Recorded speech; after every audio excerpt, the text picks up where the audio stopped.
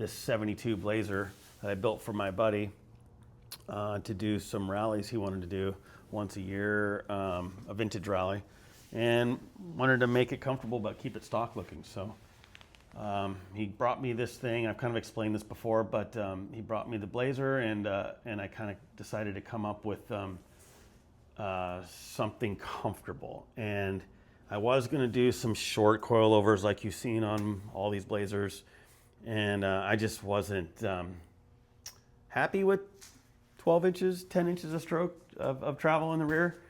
And so I wound up putting 14-inch stroke shocks. It's got a little over 14 inches of travel in the front. But I wanted to do something special in the rear. So I always wanted to do this cantilever setup. I had an Explorer in high school and I wanted to do it, but I just did not have the funding or the space or the knowledge or the skills to do it. So I had it in my head, and I had seen it around. In the 90s, there was a couple trophy trucks that had this setup. Well, not this setup, but they had cantilever setup.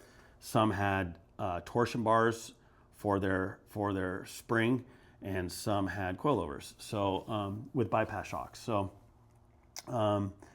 sway bar wise, I honestly don't even remember what they were running for sway bars, and I honestly didn't even think about sway bars till later in life. But most of them I've seen a few that had a cantilever very similar. Actually, Desolate Motorsports was kind of my inspiration to kind of configure a cantilever similar to this. So they were a bit different. They didn't have the sway bar going through. They ran another sway bar that was kind of mounted this way coming back. So I wanted to try and package it. And I had talked to Greg at Desolate, and kind of consulted him about what he went through doing his Bronco. And then ultimately I kind of came up, and I was in a time crunch. This is during COVID, and I couldn't get parts. So I decided on this situation here, which once I posted on Instagram, it was kind of funny because well, not everyone, actually very few people, but I did get some hate on building this, and why would you do this? It's way too complicated. This link here is going to break immediately. It's never going to work, and it's just way too complicated and way too many moving parts. So, well, here we are. The truck has 5,200 miles on it, 4,000 miles, at least 4,000 miles are hard, like desert race course pre-run miles. So we're here, and it has not broke. And a matter of fact, it's far from breaking. It's still, the bearings, everything is completely tight. I would have no problem putting this thing back together right now, putting it all back together, not replacing a single heim or bearing, and keep on going. Get ready to do another 4,000 miles. So, and I'm going to. I'm not going to replace anything. I'm going to put it all back together. I'm just going to grease everything and put it back together, and I'm going to see how long it goes before I need to replace heims and replace bearings. I'm just really curious to kind of do some research on this setup and see what it'll do. So I'll kind of explain. First, I'll explain right now, for the last 4 years, I have been running this at it's been strapped up at 19 inches. So the reason I had to do that was I had to mount now this is for the front, but I had to mount the engine up really high, 9 inches higher than it would have been stock. So it's way up in the air. So to get the drive shaft, down low, I had to tip angle into the engine, so the engine's sitting in the truck at a bit of an angle. So unfortunately, you can't go too much, so the engine's up higher. Well, now the yoke is higher. I could tip it down. That's cool. That helps a lot back here, but it just compounds the problem for the front drive shaft. So it really is not that much angle, but the whole thing sits up higher because I needed room for the axle to come up to get the up travel on the front axle and the oil pan of the engine. And I think I'll try and put in some of that video right here of the axle at full bump. So I'll kind of put that in right now. The new diff in there, the high pinion, so you can see the drive shaft is a much better angle. I mean, it's full bump, but it'll be better when it's down. So we're nice and close here. it everywhere else. It goes right there. That's how it's always been. Getting back to the rear travel, it's 19 now. I had switched this over to a high pinion just now. I just did this. It has not been run yet. And that will give me less plunge in the drive shaft because the yoke is so high up here. I had a lot of plunge. And it'll wind up back with 21 inches now that I've put this high pinion in. So that's the plan. That's what I'm doing right now. Checking the bearings, doing everything, just kind of making sure everything is good to go. Put the high pinion in, get the drive shaft shortened, and paint it up. I've got a new fuel tank. You can kind of see how bashed up. You can see how hard this thing gets beat. It's bashed up pretty good, the fuel tank.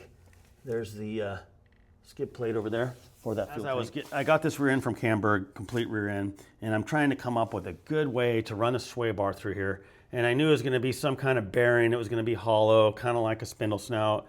I was going to kind of make something one-off stuff on and just kind of hand make something. And then I had all these parts laying around, so I kind of was checking out the hub, and I wound up buying another hub, just the hub and snout from Camberg, and I whittled away all this and utilized the bolt pattern that bolts the rotor hat. So this bolt pattern here is this bolt pattern here, and integrated that into the frame. And I did that because this diameter is bigger, and I needed the smallest diameter possible. So when the shock is mounted horizontally here, the limiting factor is on this arm traveling down is obviously it hits here. So the bigger this is, the less this can go down. And this is the problem because when it comes up, it's going to hit here. So you need as much droop as possible. So that's when I decided to just put the spindle snout, this area, on this side. Well, now you don't have any bearings out here. You have no way, there's no bearings on this. It's all in here. So now everything's kind of inverted. It's all backwards. So I had to put this boot on here, and that boot is no CV or nothing. It's just to keep water and dirt out from the bearings on that hub. So that's all it's doing. So it worked.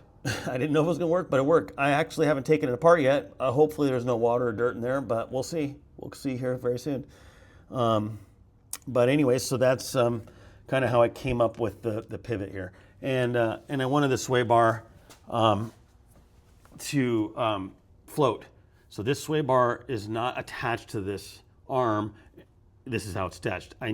When you broach these, when you get these made, because this had to be basically a custom axle that was made, you tell them what broach you want and what length you want and how wide the broaches are going to be and how much surface area for a bearing, which this doesn't have any because it's just not riding on anything except for this small little bearing section here, which I think about 1.5 inches, this bearing here, and bushing really. And so when you get these broached, they're not clocked right. They're not. You just don't get them. They don't line these up. They don't put another arm on it or whatever and then set it up in the machine and broach the other side. It's not how they do it. So it's next to impossible to have these things clocked exactly the same. This angle, this sway bar link on the other side is just a little bit off. Sometimes they're a lot off, but this one is actually not horrible, but it is a little bit off. So if you were just to attach this with a link that's not adjustable, when you put the car down, it would be naturally wanting to kind of kick it one way or the other, depending on how you have the arm engaged on the spline. So this way you can adjust this link on each side and get trim the sway bar to have it a nice straight level side to side body. So that's kind of how I came up with this whole cantilever integrated sway bar. I originally had built it and it had those, I can't remember the company, but I had little shocks in here and they were like for off-road, like rock crawler stuff. So you get a lot of articulation in the axle, but this thing really never saw that. And it was I had way too much body roll around town. So I tried with one. It was better. It would have been fine, but eventually I just said, forget it. I'm putting both in. And I just like it stiff. It's just more fun to drive on graded roads when you don't have the body roll. So, and I don't have a sway bar up front, but it seems to be fine. So that's my plan right now. Just kind of finishing prepping this all up. Gonna paint, powder coat the arm, anodize the sway bar arms, put a new fuel tank in it because you could see it's pretty bashed up, and also the new tank is going to have fuel pumps inside the tank. And then just kind of clean it all up, clean up some of this rust, put some fresh steel in on here, and one of the mufflers is cracked. I'll replace that. I have the bumper off. You can see how rusty everything is. I will. I'm going to powder coat the. This is just everything's steel it right now. I was in a real big hurry when I put this thing together the first time, so I kind of want to go through and do some detail stuff. The cage is still raw metal, so we'll pull that out and powder coat it. Clean up a few things that I would like to, detail stuff. Probably do a little more sheet metal work, maybe panel work, and make it like just kind of the little detail stuff that I wanted to do originally. Upholster the center console, and just some things like that. So while my truck is getting painted, I figured I'd get in here and at least get the suspension dialed in and get it back on the ground. So that's kind of where we are right now with the 72 Blazer, aka Okra Winfrey. Okra. All right, we'll talk to you guys later.